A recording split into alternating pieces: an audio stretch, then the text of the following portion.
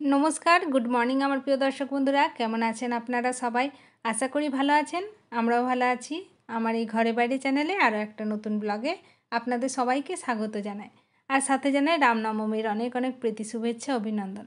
छोटोदेर जानाई अनेक अनेक भालोबासा और बड़ोदेर जानाई आमार प्रणाम। एई बोले ब्लगटाके शुरू करी और एई ब्लगटा शेष पर्यन्त देखार अनुरोध रइल। देखे जदि भालो लागे ताहले छेड़े जाओयार आगे लाइक करबेन, कमेंटे जानाबेन केमन लेगेछे और जारा आमार चैनेलटाके एखोनो पर्यन्त सबस्क्राइब करेनि तारा चैनेलटाके सबस्क्राइब करे दिये आमार पाशे थाकबेन एइटुकुई आशा करी। कारण आमी जे एतटा पथ एसेछि शुधुमात्र आपनादेर सापोर्टेई एसेछि और आपनारा जदि आरो एकटु सापोर्ट करें तबेई आमी एगिये जेते पारबो, नइले तो आमाके आबार पिछिये जेते हबे। कारण सापोर्ट ना करले आर भिडियो करार इच्छे हबे ना और सापोर्ट करले तखन मने हबे जे हाँ आमी सापोर्ट पाচ্ছি आमार परिवारटाके आरो बाड़ाते हबे एई बोले भिडियो करार इच्छेओ हबे। एई कारणेई बोलছি जे सबस्क्राइबटा करे देবেন। तो चलुन ब्लगटा शुरू करी, आमार साथे थाकुन देखते थाकुन, आशा करी भालो लागबे।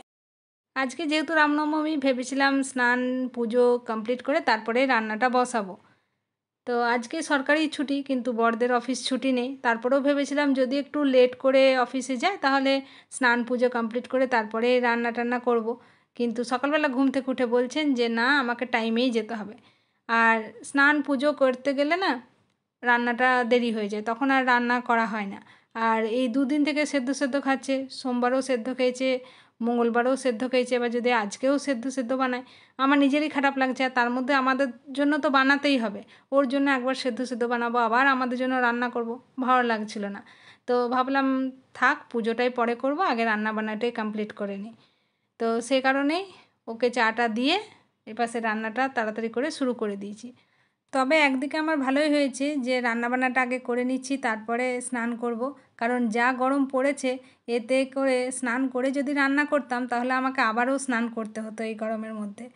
আর আমার তো এই রান্নাবান্না করে স্নান করা অভ্যাস, সে কারণে মনে হয় যেন একদিকে ভালো হয় যে আর নোংরা কাজ কিছু থাকে না, সমস্ত কাজ কমপ্লিট করে তারপরে একেবারে স্নান টান করে বসতে পারি। তো আজকে রান্নাবান্না কী হচ্ছে সেগুলো একবার বলে দিই। বেগুন ভাজা তো হয়ে গেল দেখলেন, আর ভাতটা তো ওপাশে বসিয়েছি আর এপাশে হচ্ছে এঁচোড় আলু দিয়ে তরকারি। এই এঁচোড়গুলো মা পাঠিয়েছিল সেই সংক্রান্তির আগে, আমি তো ভাবলাম শুকিয়ে যাবে, ফ্রিজের মধ্যে আছে, ভুলেই গেছিলাম রান্না করতে। তারপরে আজকে কী রান্না করব করে তারপরে দেখছি এঁচোড় দুটো রয়েছে, তো তাড়াতাড়ি করে কুটে সেদ্ধ করে নিয়েছি। দেখছি সেদ্ধ তো বেশ ভালোই হয়েছে, আর বাড়ির এঁচোড় বলে এখনও পর্যন্ত এঁচোড় আছে। আমাদের তো এখানে সেদিন একদিন এনেছিল, তো ওটা তো পুরো কাঁঠাল হয়ে গেছিলো, ভালো লাগছিল না খেতে, কিন্তু এইটা এখনও কচি আছে। তারপরে যতই হোক বাড়ির জিনিস, সেটার স্বাদ তো একটু আলাদা হবে। তো ভাবছিলাম একটুখানি রেখে দেবো, দুটো এঁচোড় সেদ্ধ করেছি একেবারেই, একটুখানি রেখে দেবো, চপ হোক পকোড়া হোক কিছু হোক বানাবো। কিন্তু ভাবছি আবার এই গরমের মধ্যে রাত্রেবেলা আবার কী রান্না করব, তার চেয়ে ভালো দিই একেবারে করে দিই, একটুখানি রেখে দেবো, ওটাই রাত্রেবেলা খেয়ে নেব। কারণ এই গরমের মধ্যে দুবার রান্না করতে ইচ্ছেও করবে না।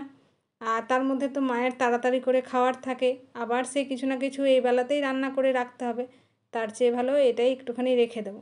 সেই কারণে একটু বেশি করেই বানিয়ে নিলাম।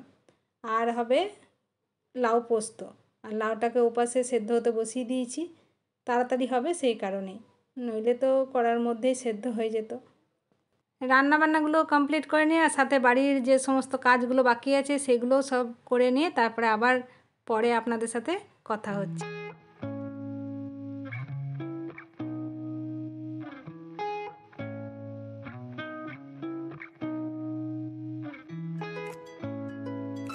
রান্নাবান্না করার পর আর আপনাদের সাথে আমার কথা বলার সুযোগ হয়নি, কারণ আমার নিজস্ব যেসব কাজ থাকে সেগুলো কমপ্লিট করলাম। তো তারপরেই দেখছি লাঞ্চ করার টাইম হয়ে গেছে, সে কারণে এখন খেতে বসে পড়েছি। তো খাবার টাবার খেয়ে নিই, আবার ফিরে আসছি।